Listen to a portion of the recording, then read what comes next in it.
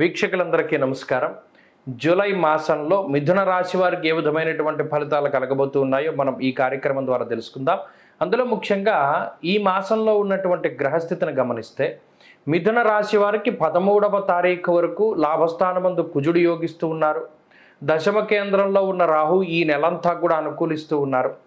అలాగే 17వ తారీఖు వరకు జన్మ రవి దోషం ఉన్నది. 17వ తారీఖు దాటాక ఆ రవి దోషం పోతూ ఉన్నది. వ్యయస్థానమందు గురుడు ఉన్నటువంటి దోషం ఈ రాశి వారికి ఉన్నది.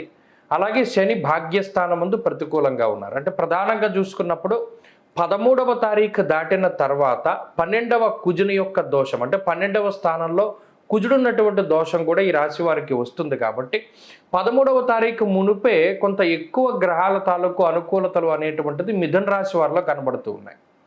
కుజుడు, రాహువు, చంద్రుడు, శుక్రుడు, బుధుడు ఈ గ్రహాల తాలూకు అనుకూలతలు ఈ నెలలో ప్రధానంగా ఉన్నాయి. 17వ తారీఖు వరకు జన్మరవి దోషం ఉంటుంది. 17వ తారీఖు దాటాక ఆ దోషం పోతుంది. ఈ ఒక్క విషయాన్ని కూడా దృష్టిలో పెట్టుకోవాలి. అయితే ఈ గ్రహస్థితి వల్ల ఆర్థికపరమైనటువంటి విషయాలను కనుక మనం పరిశీలన చేస్తే ఆర్థికంగా ఈ మాసం మిశ్రమంగానే ఉంటుంది. అంటే అంత బాగా ఉన్నట్టు కాదు, అంత బాగా లేకపోయినట్టు కాదు. ప్రత్యేకించి జన్మరాశి యందు రవిగ్రహం యొక్క సంచారం, దేహార్తి చిత్త సంతాప కాలాతిక్రమ భోజనం, వ్యయస్థానమందు కుజుడు ప్రవాసం కార్యహాని స్యాత్. ఈ కుజుడు వ్యయంలో ఉండడం, రవి జన్మరాశి లేదా 2వ రాశిలో ఉండడం, ఆ కర్తరిలో మిథున రాశి ఉండడం అనేటువంటిది ఈ మాసంలో కొంత ఆర్థికంగా ఒక చిన్నపాటి లోటుని క్రియేట్ చేస్తుంది, కలిగిస్తుంది. ఈ విషయాన్ని దృష్టిలో పెట్టుకోవాలి. మిథున రాశి వారికి ఇప్పటి వరకు వచ్చేటువంటి డబ్బు చక్కగా మీకు ఉండేటువంటి ఖర్చులకు వినియోగింపబడుతూ ఉన్నది. కటాకటిగా డబ్బు వెళ్ళిపోతూ ఉన్నది. మీకు ₹1,00,000 వస్తే 1,00,000 ఖర్చు కనబడుతూ ఉన్నది. ఈ మాసంలో మాత్రం కొంత ఖర్చు అనేటువంటిది ఎక్కువగా అవ్వడం కానీ, లేదా వచ్చేటువంటి సంపాదన అనేటువంటి తక్కువగా మారడం కానీ, ఇలా ఏదైనా జరగడం వల్ల కొంత లోటు బడ్జెట్ అనేటువంటిది జూలైలో కలుగుతుంది. ఆ ఒక్క విషయం పట్ల జాగ్రత్తగా ఉండాలి. అయితే దాని గురించి ఏం చేయాలండి అంటే, ఒకటి ఖర్చు పెట్టేటప్పుడు 1-2 సార్లు ఆలోచన చేయాలి. ఇది మనకు అవసరమా, అవసరం కాదా, ఖచ్చితంగా అవసరం అనుకుంటేనే దానికి సంబంధించినటువంటి ఖర్చును మనం పెట్టాలి. అలాగే ఏదైనా ఇన్వెస్ట్మెంట్ చేసేటప్పుడు అదృష్టాన్ని నమ్ముకుని మాత్రం డబ్బు పెట్టకూడదు. అది ఇన్వెస్ట్మెంట్ అంటే అది మీ సమయమైనా, లేదా మీ తెలివితేటలైనా, లేదా డబ్బు అయినా, లేదా మరి ఏ ఇతరత్ర ఇన్వెస్ట్మెంట్ అయినా సరే అది మీకు పూర్తి స్థాయిలో అవగాహన ఉంటేనే. అదృష్టాన్ని నమ్ముకోకుండా మిమ్మల్ని మీరు నమ్ముకుని తెలివితేటల మీద నమ్ముకుని వెళితేనే ముందుకెళ్ళాలి తప్పితే, అదృష్టాన్ని నమ్ముకుని మీ సమయాన్ని కానీ, శక్తిని కానీ, డబ్బును కానీ దేని మీదైనా సరే ఇన్వెస్ట్మెంట్ చేస్తే అది ఈ నెలలో నాశనం అయిపోతుంది, అంటే పూర్తిగా పాడైపోతుంది. ఆ విషయం కరాఖండిగా చెప్పడం జరిగింది. అలాగే ఆర్థిక పరిస్థితులు ఆ విధంగా ఉన్నాయి. ఇక ఆరోగ్యానికి సంబంధించినటువంటి విషయాలు ఈ మాసంలో కొంత శరీరం అలసిపోతూ ఉంటుంది.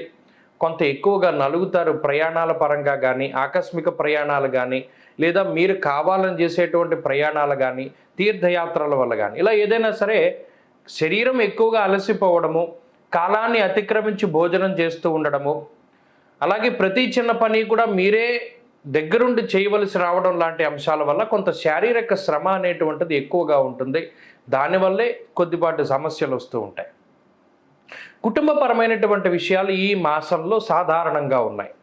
అనగా వాటి పరంగా అంత ఇబ్బంది ఉండదు, అలానే అంత ప్రయోజనం కూడా మీకేమీ ఉండదు. సామరస్యంగా, సానుకూలంగా అది సాగుతూ ఉంటుంది.